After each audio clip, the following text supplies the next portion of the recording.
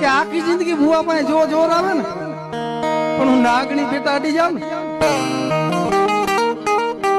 દુનિયા દોરીને બેઠા હોય ને એટલે તમારે સમજી લેવાનું કે મેરડી અડી ગઈ, બીજી વાત ન હોય. આખી જિંદગી પીઠિયા ભૂવા પાસે જો જોર આવે